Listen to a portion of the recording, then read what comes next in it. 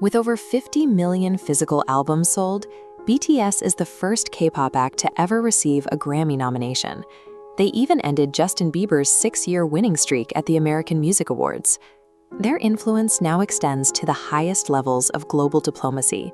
The same group sweeping music charts has stood before the United Nations, addressing world leaders as cultural ambassadors. In 2013, the K-pop industry was a closed kingdom ruled by the Big Three, corporate giants that controlled the broadcast networks. Debuting outside them meant you were dismissed as a nugu, or nobody group, completely invisible to the public.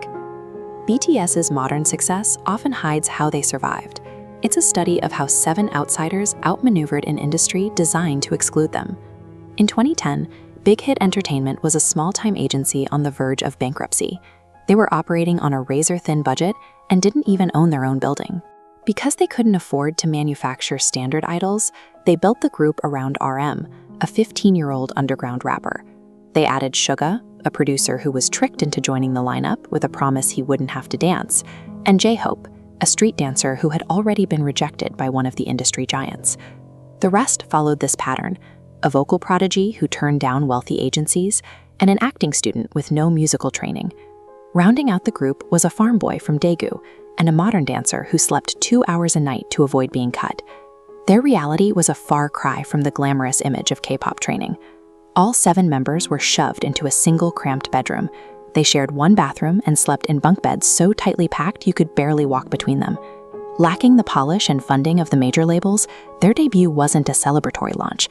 It was a fight for basic survival in a system that didn't want them there. As rookies, the groups faced constant gatekeeping. Their TV performances were frequently cut to make room for more established acts.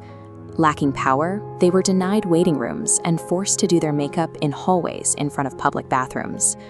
The financial pressure was crushing. Suga secretly worked as a delivery driver just to pay for food, and was even hit by a car during a shift.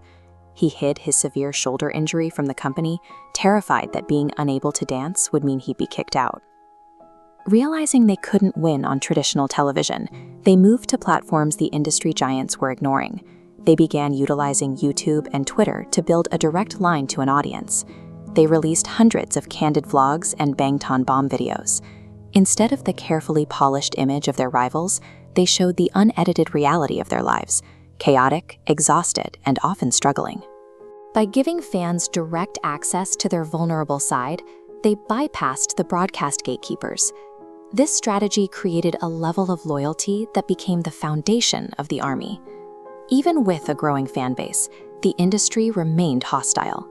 TV hosts openly mocked the members on camera, while underground rappers publicly attacked them for their idol image, calling them sellouts for wearing makeup on stage. In 2015, the group made a deliberate pivot. They dropped the aggressive hip-hop posturing of their early days to release a trilogy of albums about the dual nature of youth, exploring radiant beauty alongside crushing anxiety and trauma. This shift toward relatable emotional struggles triggered a massive global cultural connection. On May 5, 2015, that connection earned BTS their very first music show win. The momentum soon crossed borders. Shortly after their first domestic win, BTS entered the US Billboard 200 charts for the first time. By prioritizing their emotional reality over industry-standard posturing, they broke the hold major agencies had on the charts. They didn't conform to the system, they fractured it.